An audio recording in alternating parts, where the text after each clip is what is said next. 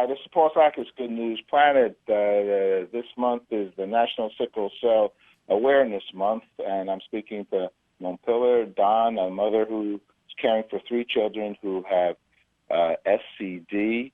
Good morning, Montpiller. How are you? Good morning, Paul. Thank you so much for having us. And we're fortunate to be also joined by Beverly Francis-Gibson, the president and CEO of Sickle Cell Disease Association of America. Good morning, Ms. Gibson. How are you? I am well. Thank you, Paul. Okay, good. I'm actually in a doctor's office just because I had to take care of something this morning. And it's not good to be in a doctor's office. And how do you deal with certain things in this regard? What is it, sickle cell? Oh, man, sickle cell pneumonia or something. I don't know. I don't really know much about sickle cell. What is sickle cell? Well, sickle cell disease is basically when someone is born with their red blood cells, instead of being round and flexible and going through the blood vessels smoothly, their red blood cells take on the form of a sickle. And so they don't have enough oxygen going to the rest of their bodies. And that sickle shape, those sickle cell shapes, they cause complications within the body. That's essentially what separates you and I from a sickle cell patient. Okay. And your organization does what, and how are you helping others to learn more about this concern? Paul, the Sickle Cell Disease Association of America works in concert with other groups in the country, for example, the Sickle Cell Speaks campaign, to raise awareness about sickle cell disease in the United States and help families who are looking for resources find what they need. Okay. All righty. Montpiller, so kind of you to share your own family's personal situation with us and all our listeners. Tell us a little bit about how you learned that your children, and do I have this right? You have 3 children with sickle cell, is that right? Yes, yes, Paul. All 3 of my daughters, 2 of them are teenagers and a 10-year-old, they all have sickle cell disease. And for us, it was caught at birth. This country does do newborn screening.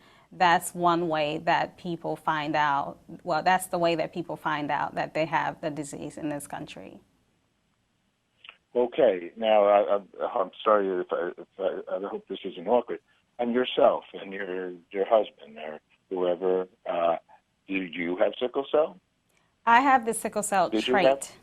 I'm sorry. I have the sickle cell trait, and my children's father. I'm not married. Okay. Both of us have the sickle cell trait, which is what has to exist for a child to have the disease. There's a lot of misconceptions and stigmas that's associated with sickle cell. And one of those misconceptions, sadly, is that the disease skips generation. So if you have if you're having children and the first one has the disease, that the others won't have the disease. And that is a misconception that needs to be dispelled, because I am here as a mother who has had 3 live births, and all 3 of them have the sickle cell disease. And that's because if mom and dad both have the disease, with every pregnancy, there's a 25% chance that that child will have the disease. Is there a cure for either one of you, actually? Is there a cure for sickle cell, or is there anything you can do maybe prior to even having a child? Is there anything if you have that trait in you? Well, currently there are 2 medications on the market in the United States for sickle cell disease.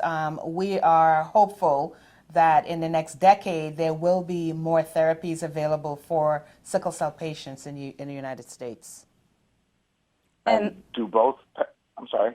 Go on. I was going to just piggyback off of Beverly and say hopefully one day a universal cure. We're very optimistic about that. So Beverly, tell us some of the latest great research that's out there that's happening. Sickle Cell Speaks, which is a campaign that we are a part of, is in partnership with Global Blood Therapeutics. And the Sickle Cell Speaks campaign is intended to not only raise awareness about sickle cell disease, but to provide information about therapies and resources for anyone in your community that's looking for information. We also have a Facebook page, and we're encouraging your listeners and viewers to also like our Facebook page, which is at Sickle Cell Speaks. Okay. You're breaking up a little bit, Beverly. I hope that it's clear down there on the recording, because it's a little bit hard for me to hear. Beverly, how come? How'd you get into this area of health? I decided to get involved with sickle cell disease because I have a cousin that died from sickle cell disease when I was in high school, and no one in my family talked about his death or the reasons why. And so for me, it is personal that we get the word out, we raise awareness, and we encourage people to learn more about sickle cell disease. So please encourage your viewers, your listeners, to be a part of the sicklecellspeaks.com effort to raise awareness about sickle cell disease. It just struck me. I said sickle cell pneumonia, but it's sickle cell anemia. Is that right? Is that something I've heard in my life? Yes, you have. Yes, you have. It's actually used. The words sickle cell disease and sickle cell anemia are actually used transferably. Okay. Because you become anemic. Yes. Yes, and it's is a that blood. one of the signs of having it? It is one of the signs, but there are actually additional complications, which are typically pain, fatigue, organ damage.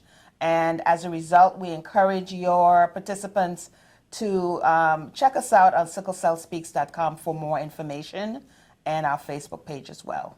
Thank you so much. Napilla, just quickie. Your children are okay? I mean, they have to do something special to live a happy life? Well, in spite of sickle cell, and it is a challenging life that we find ourselves in, we do everything we can to make sure that they're bubbly selves and they're just your typical teenagers, but they do struggle and battle with this disease, and and it affects all of them differently. And we never think about children having strokes, Paul, but my 7-year-old had a stroke. And so we're just doing everything we can to bring awareness to this disease. And Sickle Cell Speaks is giving us that opportunity to do so. And one of the greatest things is to be on mine and the others, but far larger than mine, broadcasts, because that makes more people aware, makes more maybe money goes into research and development, and it's all good news. One last question. What is peace for each one of you? What does peace mean? We're very involved with world peace. Well, for me, sickle cell is my life. So for me, peace is my babies waking up in the morning pain-free and getting on the bus to go to school. That is a peaceful day. And for me, peace means that we're living in a world, in a community where sickle cell patients aren't dying needlessly from a silent disease and a silent killer. All right. I love you both. Thank you so much. I appreciate you coming on. Good news. Take care. Thank you, Thank Paul. you so much, Paul.